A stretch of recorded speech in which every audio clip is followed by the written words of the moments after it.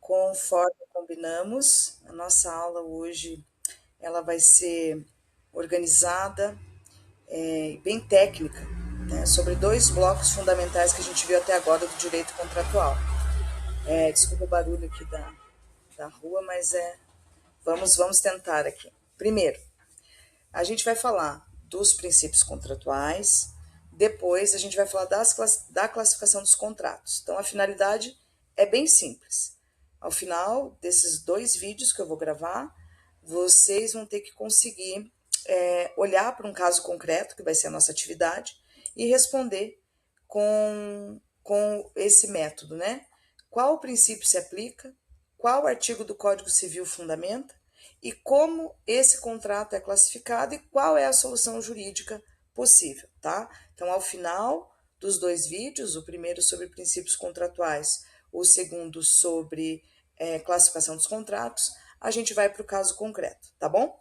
Então, antes da gente começar, fazendo aquela nossa dinâmica de marcar o Código Civil, nós vamos usar nessa aula o artigo 113, sobre interpretação conforme a boa-fé e usos, o artigo 187, sobre abuso de direito, o artigo 421, sobre função social do contrato, o 421A, liberdade contratual, o 422, o nosso famoso boa-fé objetiva e probidade. Então, também um pouquinho lá no finalzinho, quando a gente falar sobre contratos de adesão, também a gente vai mencionar o 423 e o 424, tá bom? Tudo Código Civil.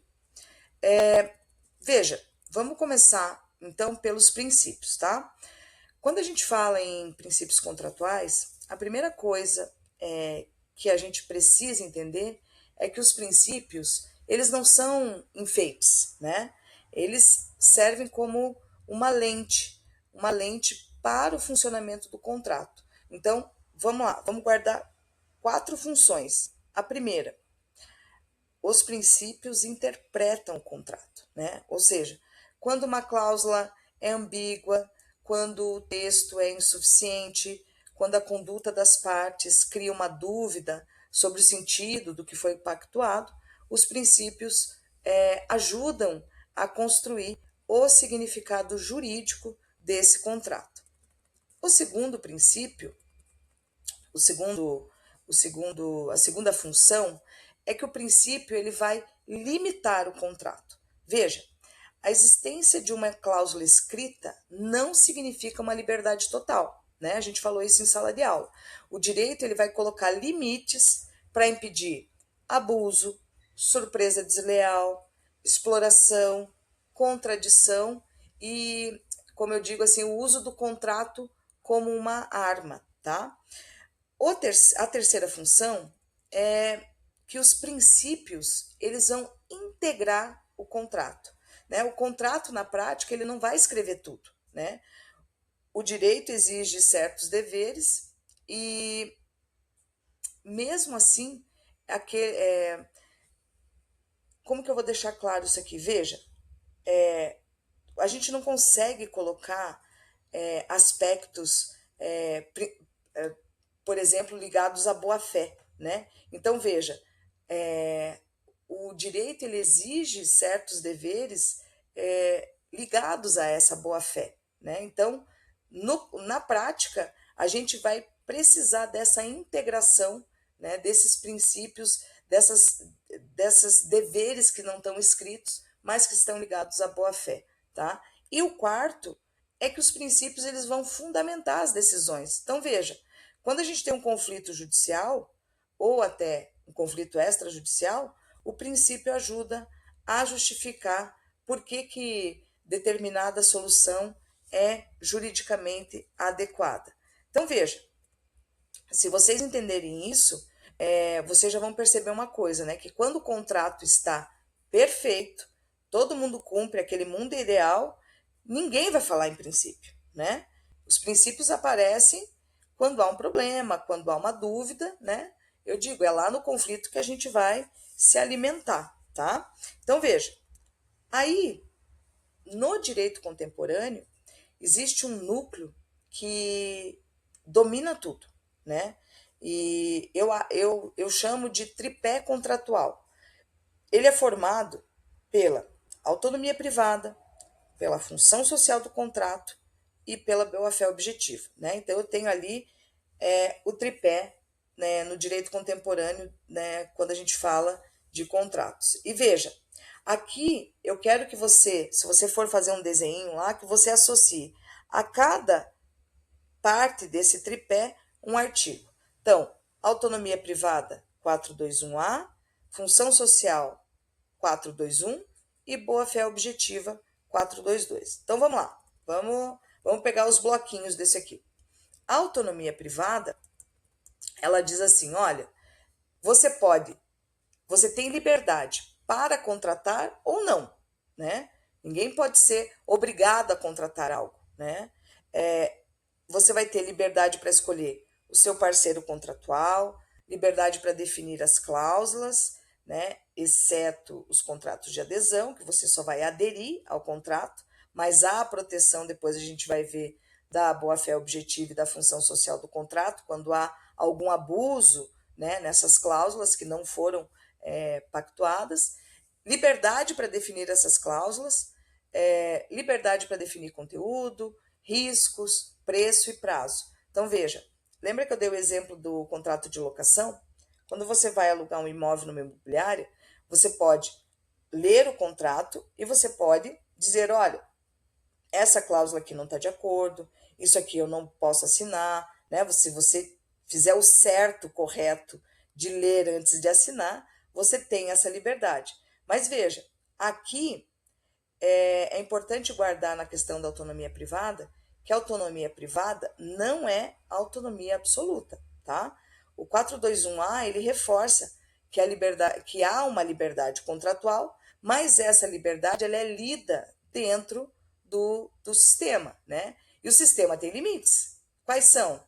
Função social, boa-fé objetiva, vedação ao abuso, à ordem pública, né? Então, quando alguém pergunta, eu posso colocar qualquer cláusula porque eu tenho liberdade contratual?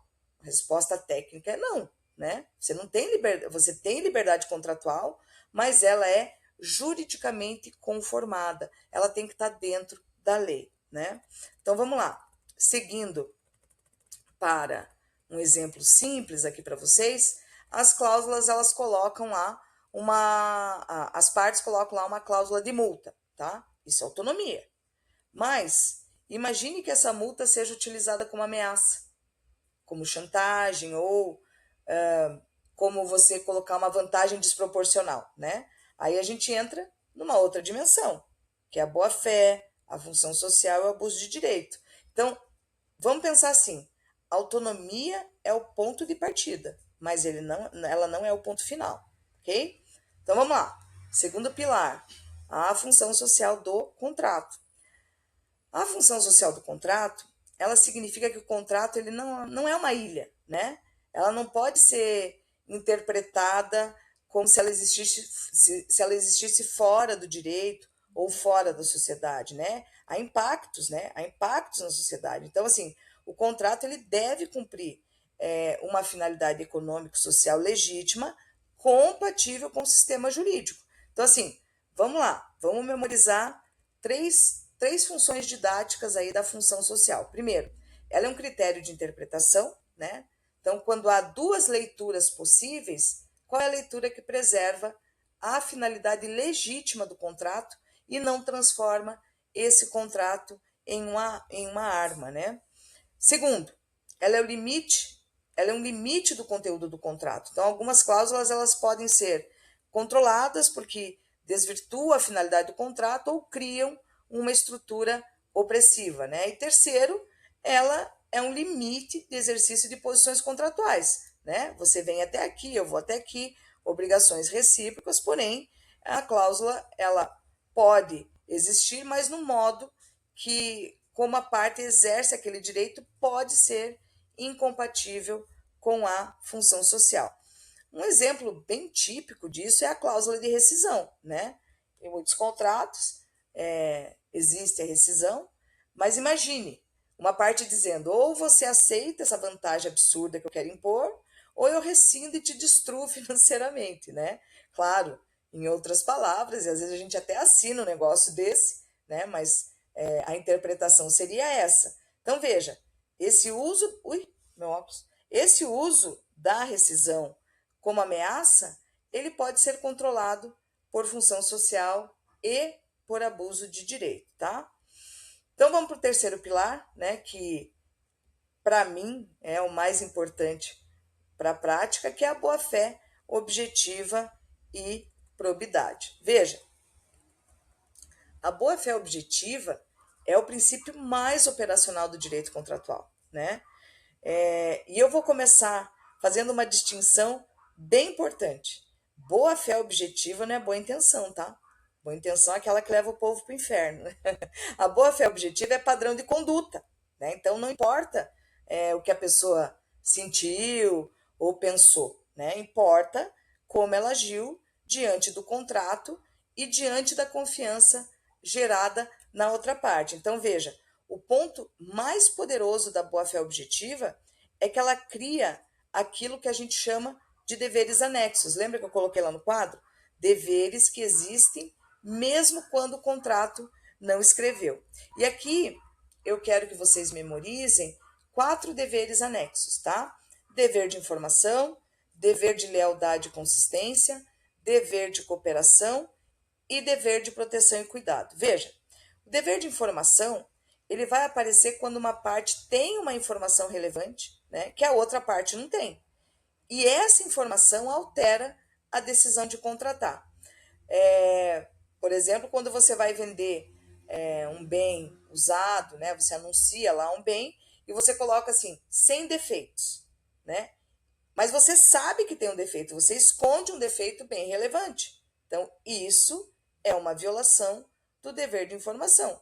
Você deveria informar a quem está querendo contratar, né, comprar com você, que aquele bem tem um determinado defeito, que vai precisar de uma manutenção, que vai ter custos, né? E veja, isso não se confunde quando me perguntaram na sala, professora, quando eu compro o carro de repasse e aí me dão um desconto para que eu não exerça a garantia. Não existe isenção do exercício de garantia, tá?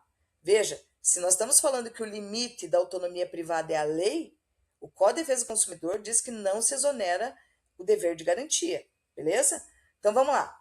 O próximo, dever de lealdade e consistência. Isso aqui significa a gente não agir com aquela surpresinha desleal, né? E não adotar nenhum comportamento contraditório, né? Por exemplo, aquele exemplo que a gente deu em sala de aula, né? O credor lá vai recebendo as prestações, né? O aluguel, todo mês. Então, o vencimento é dia 5, aí o inquilino paga lá dia 7, ele não cobra multa, aí no outro mês ele paga dia 10, enfim. Aí ele tem um período lá de 6 meses que ele não cobrou a multa, por decisão dele. Aí no 7º mês, que o inquilino atrasa, ele quer cobrar retroativamente todas as multas que ele deixou de cobrar. Então, assim, isso é a pegadinha, né? Então, esse tipo de conduta pode ser analisado como uma violação de boa-fé. O dever de cooperação, ele já significa, por exemplo, você não criar obstáculos desnecessários ao cumprimento do contrato, né? Então, por exemplo, uma parte precisa de um documento para cumprir a obrigação e a outra parte segura esse documento de propósito para que o cumprimento não aconteça, né? Eu sempre dou o exemplo da senhora lá que aluga mesas e cadeiras lá quando eu tenho evento. Ela exige pagamento em dinheiro, né? E hoje não é mais um hábito, né? Hoje você tem Pix, enfim, formas de pagamento digital que praticamente excluem, né, o dinheiro do dia a dia. Então, para mim, eu, Ana Paula, acho que é ali uma falta de cooperação da parte dela não receber nenhum tipo de pagamento a não ser do dinheiro. Mas tudo bem. Então, no exemplo que eu dei aqui sobre o documento, é uma violação do dever de cooperação. O dever de proteção significa você evitar de expor a outra parte a um dano previsível e evitável, né? Exemplo, um prestador de serviço identifica um risco grave na execução lá de uma obra, né? E não alerta o cliente. Então, você já está expondo outra parte a um prejuízo que poderia ser evitado, né? Então, esse é uma violação ao dever de proteção. Então, veja, dito isso, a gente consegue entender que a boa-fé objetiva ela tem efeitos jurídicos muito claros, né? O primeiro efeito é interpretação. Então, aqui a gente vai entrar com o artigo 113, que diz que o negócio jurídico deve ser interpretado conforme boa-fé e usos. Então, veja, a interpretação ela não é só literal, né? A conduta e a confiança contam e contam muito, né? O segundo efeito é o limite ao exercício de direitos. Então, aqui entra o artigo 187, que é o de abuso de direito. Ou seja, a pessoa pode dizer, olha, eu tenho o direito de fazer isso, mas se ela fizer de modo abusivo, contraditório, sem uma finalidade legítima, o direito pode sim ser controlado, tá? O terceiro efeito é a responsabilidade. Então, veja, a violação do dever anexo, ele pode gerar responsabilidade civil, inclusive na fase pré-contratual. E isso aqui já prepara a nossa próxima aula, o nosso próximo assunto, que é a formação do contrato, a responsabilidade pré-contratual, tá? Então, veja, aí eu vou fechar os princípios falando da pacta sunt servanda.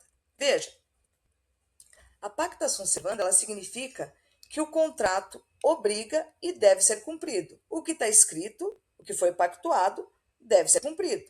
Veja, isso garante segurança jurídica, previsibilidade, confiança, né? Mas, no direito contemporâneo, a pacta sunt servanda não é absoluta, né?